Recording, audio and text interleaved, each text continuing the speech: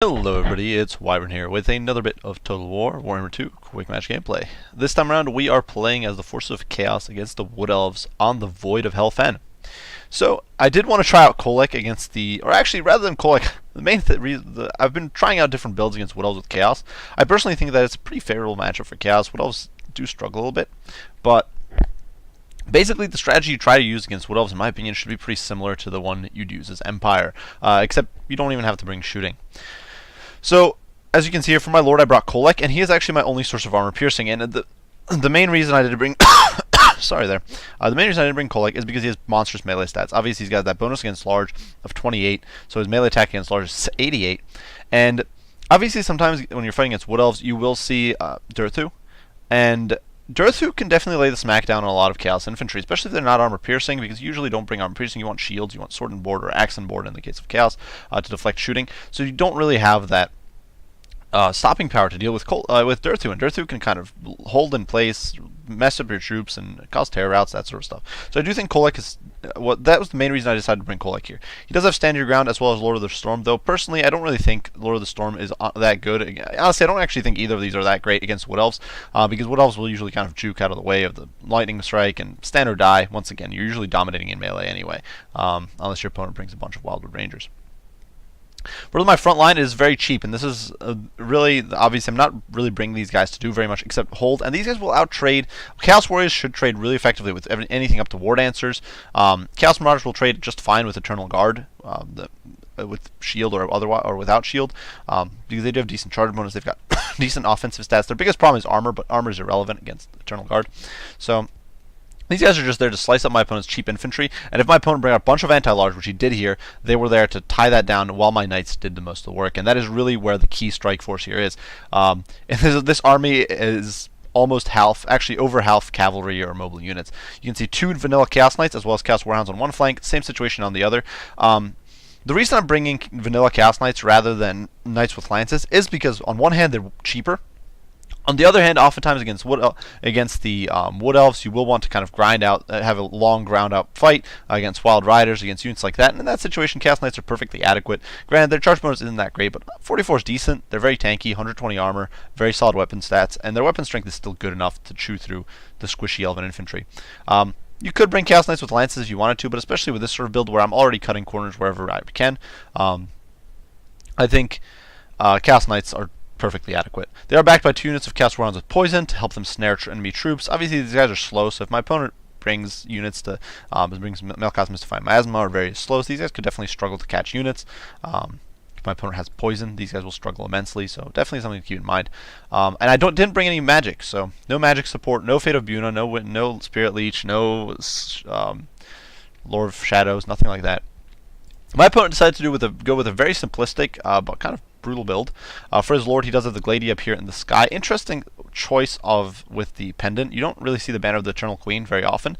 It does provide +4 leadership and +6% damage resistance, which can be okay. It probably adds up to about 1 damage reduction for every time your unit gets hit on the squishy elves, but you know, every little bit counts, and 4 leadership can make a difference. Eye of Kurnus, which once again a little questionable unless she parks above the Way Watchers, but something to keep in mind is that it only applies its +10% missile damage, which if you look at these Way Watchers, then I do believe that will only apply to their non-AP, so it's not going to be a huge boost. It only really applies to her. Otherwise, my opponent does have a Lore of Life Spellsinger on a horse. She does have the Opal Amulet. Personally, I don't think this is worthwhile at all. If your caster's being whacked on by somebody, 22% damage isn't going to save her, and otherwise, really, your main advantage here is speed. She does also have Dwellers Below, so definitely a throwback to the ye old days of Dwellers Below annihilating your front line, Earthblood, Regrowth, and Life Bloom, as well as Power Stone. So definitely a decent selection of spells here. Interesting enough, Blessing of the Ancients. This isn't a bad spell, but definitely my opponent should park her in the trees here if you wanted to make use of that. Front line of Eternal Guard with shields, perfectly decent. Shields give you a huge boost to melee defense, so that'll help them tank out. They do have armor piercing and an okay melee attack at 26, so I'm not entirely sure. I think they will lose to Chaos Warriors and Chaos Marauders, but they'll hold for a very long time, and they will trade, or they'll do quite a bit of damage probably to the Chaos Warriors. They're backed by 2 War Dancers with Azrai Spears, as well as 4 Way Watchers, so definitely a very shooting-heavy build here. And I've definitely brought, I think, the tools I need to oversaturate my opponent's backline and collapse these Way Watchers very quickly. Shortly, you'll see I'm pushing in immediately with my infantry. I'm pushing a little bit with Kolek here. I do make a slight misjudgment here. I knew my opponent was hiding something. Obviously, if you see a Wood Elf army and all you see is a front line of Eternal Guard with 2 War Dancers, you know there's something hidden. So it was plainly obvious that there's Way Watchers or scouts, most likely Way Watchers because of their AP hidden somewhere. But I didn't get to see it until the Chaos Warhounds pushed forward a little bit. I poke forward here with Kolek and make a huge mistake, try to juke, and I'm going to get hit by Prey Vanathrema. And you're going to see Kolek, despite his 100 armor, despite his missile resistance, which is normally 25%, he is going to get torn apart incredibly quickly. You can see the Way Watcher fire. 4 Way Watchers are just annihilating Kolek. You can see Arrow of Kurnus does go in, so Kolek's getting smushed, and he's forced to retreat immediately. I was pinging like crazy, trying to get him out of there. You can see Lord of the Storm goes down these Way Watchers, knocks him down by 5 miles, nothing fancy. In the meantime, over here on the flanks, you can see what I'm doing, throwing the Warhounds in against the War Dancers as Spear. Now, granted, my opponent's focus was over here on the fight there, so he was distracted, but I wanted to make sure these War Dancers would not catch the Chaos Knights.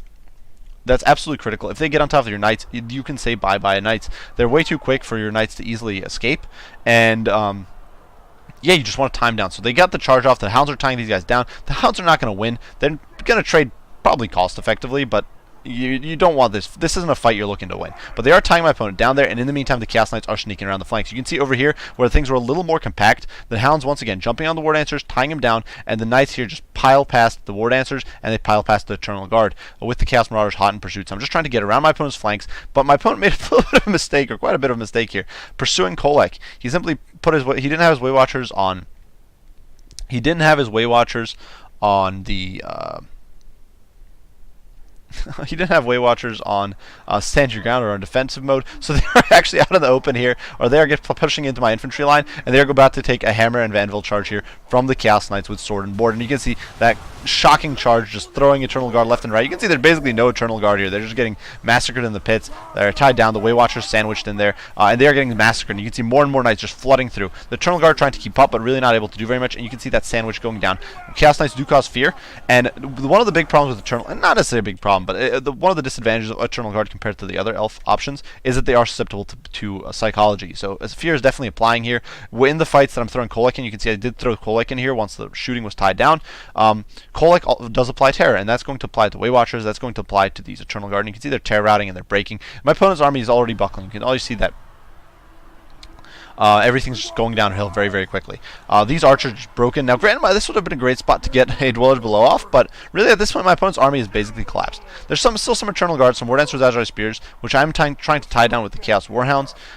These Chaos Knights, though, have collapsed these Way Watchers. You can see the Hounds here disengaged from the War Dancers, but they've done quite a bit of work. Racked up 12 kills against War Dancers and done about 1,300 damage, so definitely not bad. And meantime, these Chaos Marauders are just going to trade so effectively that front line is going to buckle, and my opponent's Way Watchers are basically annihilated. My opponent is trying to use regrowth there, trying to keep this core of troops alive, but it's just not going to happen.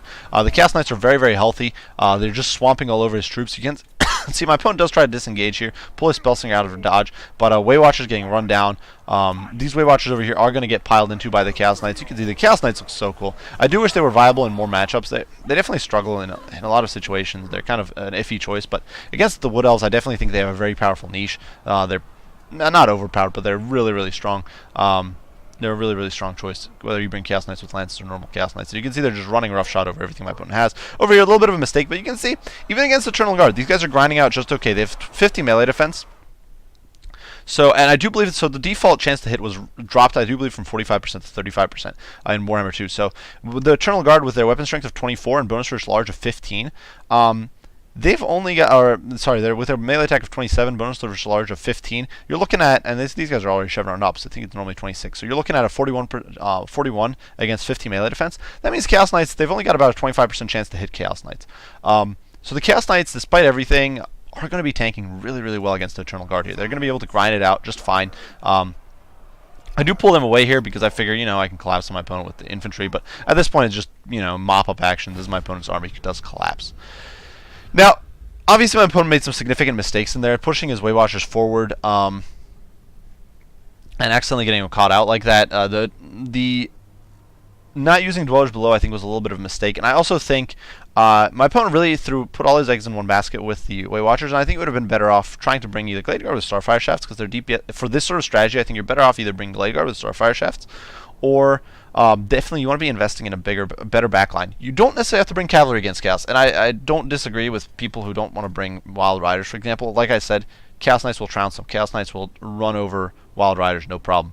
But if you're going to be looking to defend your flanks, you need more Azrai Spears. You need to be able to defend the back line against this sort of swamping. And I really think this is a pretty solid build against the Wood Elves. Obviously, you don't have magic support, but I don't really think you need magic.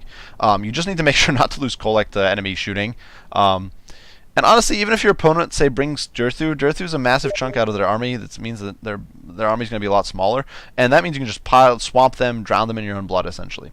Now, what could become a problem is if your opponent does a pure kiting build with a bunch of Glade Riders, with a bunch of Way Watchers. At that point, you're going to need to pursue them. You're going to need to pressure them off with your infantry. Try to get your Chaos Knights and Chaos Warhounds on top of their infantry. Try to get them on top of the Way Watchers and those sort of skirmishing elements, while zoning away Glade Riders and units like that with your infantry. But unless you see that basically pure sort of kiting build, I think this sort of composition is more than adequate. And even against a pure kiting build, your Way Watchers are expensive. Even if your opponent goes with all Way Watchers, it's going to be a tough time. So I definitely think this is solid. You can see the Chaos Marauders doing okay. These guys actually gained a Chevron. They went in with these two went in with one. So they gained. These Chaos Knights gained a Chevron apiece. Kolek did okay. He basically did what he needed to. He caused a terror out, and he soaked up about 2 or 3 volleys out of those Way Watchers early on. So definitely some useful stuff there. Good game to my opponent. Definitely. Basically, I definitely think this is a viable build. Like I said, I think there's things in here that should be looked at or revised, but definitely a cool build. Definitely was interesting to see. I do hope you guys enjoyed the video. Just basically see what a great, in my opinion, a very good sort of great chaos strategy against Wood Elves can be. If you don't agree, if you think there's better ways to do this, sure, I'd love to see what you think. And be sure to post down below, and I'll respond as soon as I can.